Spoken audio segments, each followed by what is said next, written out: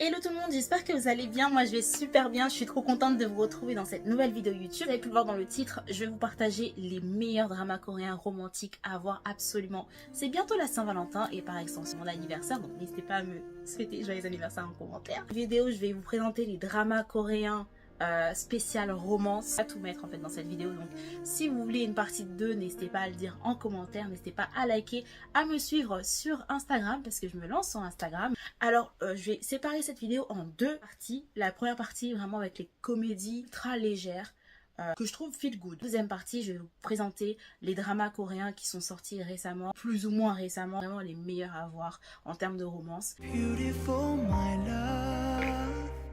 Je mettrai Oh My Venus. C'est un drama qui raconte la rencontre. Pardon. Le drama Oh My Venus, c'est un drama que j'ai regardé à l'ancienne. Je ne sais plus de quand il date. Il doit dater de 2017-2018 vers ces eaux-là. Et c'est un drama que j'ai beaucoup apprécié. C'était hyper léger à regarder. C'était pas compliqué. Il n'y avait pas des nœuds au cerveau avec un triangle amoureux, il me semble. C'était vraiment l'histoire d'un coach de vie et d'un coach sportif qui se rencontrent. Suite à un malaise par rapport à son poids, elle décide de perdre du poids et contacte un coach sportif. Ils vont tomber amoureux petit à petit. Je vous conseille quand même de la voir même si ça fait quelques années parce qu'elle est assez simple et assez basique à voir. Ensuite, un drama incontournable, Gobelin. C'est vraiment, c'est impossible de pas aimer Gobelin quand même. Gobelin pour moi c'est vraiment une base en termes de drama. C'est l'un des premiers que j'ai vu avec W. Alors Gobelin W c'était vraiment genre le combo parfait pour moi pour commencer les dramas. J'ai trop aimé Gobelin. Je sais qu'il y en a beaucoup qui n'ont pas aimé à cause de la différence d'âge entre les acteurs. Pour moi c'était pas trop flagrant quand même, hein. J'ai trouvé que ça allait. C'était pas comme si on avait le couple de The Glory, vous voyez, avec Song Ye Kyo et Lee Do Young. Moi par contre ce couple là ça marchait pas du tout, hein. Mais bon, on n'est pas là pour parler de ça. Alors moi je dirais que vraiment Gobelin c'est l'un des dramas vraiment basiques en termes de romance qu'il faut voir. Si W, pour ceux qui aiment bien le côté aussi fantastique, mais à savoir que dans cette romance, il y a des petites scènes assez intéressantes. Il y a des bisous quasiment à chaque épisode. Je trouve la connexion entre les personnages principaux très intéressante. Si vous êtes intéressé, n'hésitez pas à aller voir du coup ces dramas, Gobelin W. Vous pouvez les voir sur Viki ou sur Voir Drama il me semble. Ensuite il y a un drama aussi dont je vous ai jamais parlé dans mes vidéos, c'est le drama Cendrillon et les 4 chevaliers. Moi je l'ai vu à une époque où je ne cherchais rien de spécial et je suis tombée sur ce drama et j'ai trouvé que c'était assez léger, assez simple. Fight for my way, ça c'est un drama, pardon pour l'anglais hein, qui est tout pété, mais Fight for My Way, j'ai bien aimé parce que en fait c'était un drama avec du coup mes deux chouchous en tant que protagonistes et j'ai beaucoup apprécié voir Park Seo Joon dans ce drama. J'ai trouvé qu'il était assez touchant. J'ai bien apprécié voilà les personnages principaux, leur alchimie. Faut vraiment pas hésiter à revoir, à voir déjà.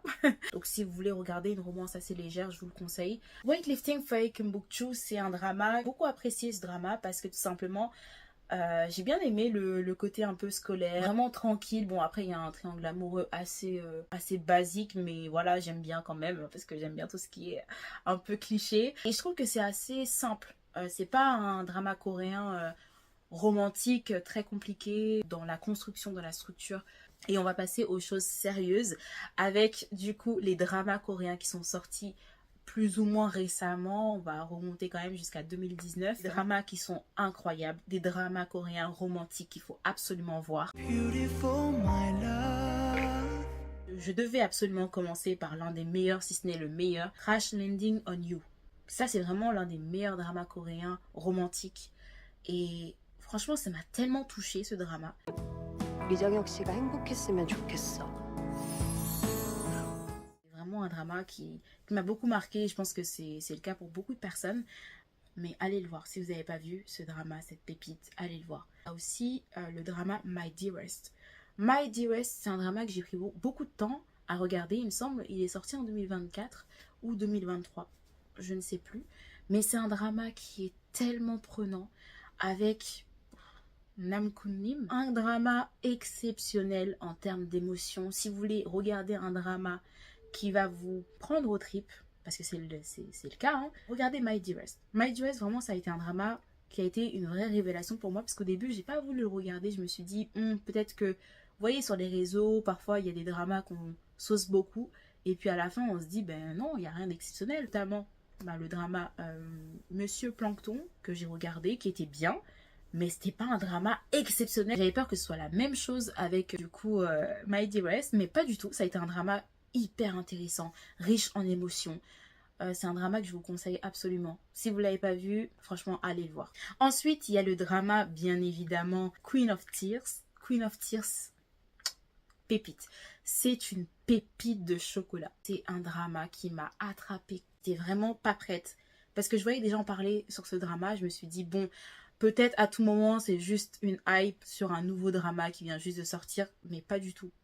J'ai laissé passer la hype. Je l'ai regardé à mon tour. J'ai trop aimé. J'ai trop aimé les acteurs principaux. J'ai trop aimé leur alchimie. Je voulais carrément qu'ils soient ensemble. Je voulais faire une pétition pour qu'ils soient mariés carrément. J'étais vraiment à fond. Mais je pense que c'est vraiment l'une des meilleures romances de ces dernières années. En tout cas, c'est sorti en 2024, en 2025, début 2025.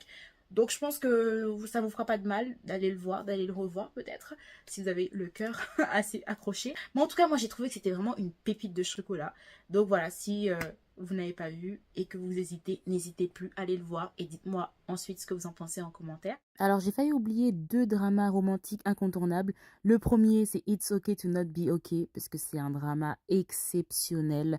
Vraiment l'histoire, les personnages, les acteurs, le décor, les robes de Soyeji.